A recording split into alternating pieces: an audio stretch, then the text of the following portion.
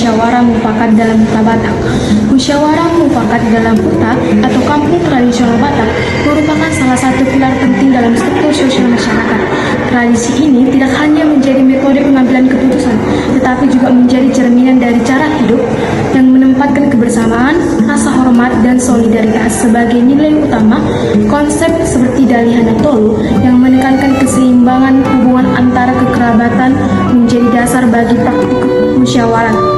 Nilai-nilai tersebut menjadi sebuah masyarakat Batak memandang musyawarah bukan sekedar diskusi, melainkan menjadi mekanisme menjaga harmoni dan memelihara integritas sosial. Musyawarah juga menjadi ruang belajar sosial, di mana anggota Huta memahami bahwa setiap persoalan harus diselesaikan melalui pemikiran bersama, bukan secara emosi atau paksaan. Dengan kata lain, musyawarah merupakan sarana pewarisan karakter dan identitas budaya Batak yang telah bertahan ratusan tahun.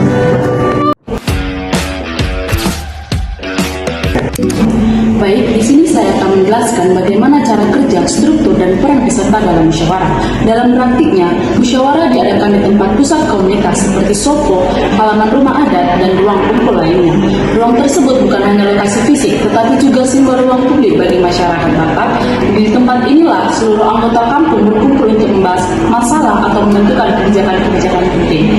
Di sini juga saya akan menjelaskan bagaimana tokoh adat seperti Raja Huta dan para sesepuh memiliki peran sebagai penuntun. Mereka memberikan arahan dan mengatur alur pembahasan dan memastikan bahwa semua pihak dalam masyarakat mendapatkan kesempatan dalam berbicara. Namun peran mereka tidak bersifat memutuskan secara sepihak.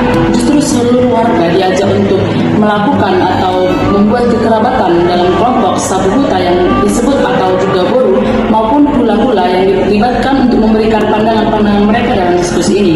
Inilah yang menjadikan musyawarah mufakat sebagai praktik demokratis yang unik. Semua suara diperhitungkan, semua pendapat dipertimbangkan, dan tidak adanya dominasi kekuasaan, melainkan juga kesadaran bersama dalam mencapai keputusan terbaik yang diterima oleh seluruh warga.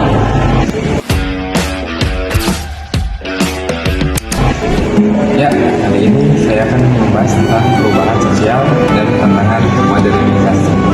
Jadi, itu memiliki nilai yang kuat.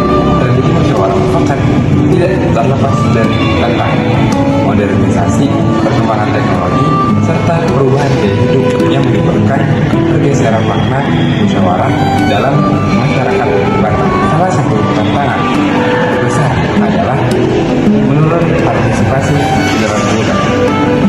Anak muda lebih sibuk dengan dunia digital, pendidikan di kota, atau pekerjaan yang jauh dari kampung.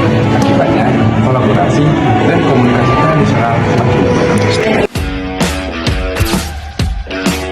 Setelah itu, struktur pemerintahan formal saat ini lebih banyak menggunakan metode voting atau pemungutan suara, sehingga perlahan mempengaruhi cara masyarakat mengambil keputusan. Nilai-nilai kolektif yang dulu sangat kuat mulai bergeser menjadi orientasi individualistik. Jika tidak ditangani dengan bijak, perubahan ini berpotensi mengurangi ketahanan budaya musyawarah dan melemahkan hubungan sosial dalam hutan.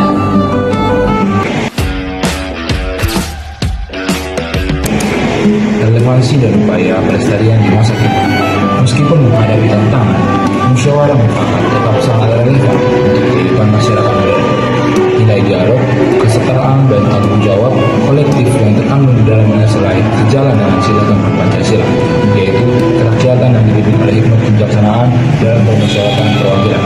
Dengan demikian, tradisi ini bukan hanya budaya lokal, tetapi juga kontribusi masyarakat Batak terhadap pembentukan karakter bangsa. Agar tradisi musyawarah tetap hidup, diperlukan beberapa upaya penting. Yang pertama, generasi muda perlu dilibatkan secara aktif dalam kegiatan adat dan musyawarah kampung. Yang kedua, pendidikan formal dan informal harus memasukkan kearifan lokal sebagai materi pembelajaran. Dan yang terakhir, tokoh adat dan masyarakat perlu berinovasi dalam menyampaikan nilai musyawarah agar tetap relevan dengan perkembangan zaman. Dengan langkah-langkah tersebut, musyawarah mufakat tidak hanya menjadi warisan masa lalu, tetapi juga menjadi pedoman hidup masa kini yang membantu membangun masyarakat yang lebih adil, harmonis, dan demokratis. Pelestarian tradisi ini bukan hanya menjaga budaya, tetapi juga menjaga masa depan identitas masyarakat Batak dan nilai-nilai luhur Indonesia. Mungkin Bang bisa digunakan tentang musyawarah. Saya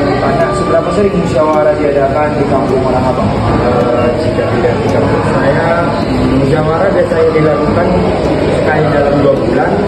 Biasanya itu membahas terkait pekerjaan seperti melakukan gotong royong, pejabat lingkungan, dan pekerjaan lain yang memerlukan tenaga kerja lebih dari 1 orang. Bilang mulai. Siapa saja Bang yang wajib ikut dalam musyawarah tersebut? Oh, tentunya yang ikut dalam musyawarah tersebut ya warga setempat dan bisa juga para perangkat desa serta pemuda-pemudi yang ada dalam desa tersebut. Oke. Di mana biasanya musyawarah dilakukan? Oh, untuk musyawarah biasanya dilakukan di balai desa atau bisa juga di gedung serbaguna yang ada di dekat kantor kepala desa.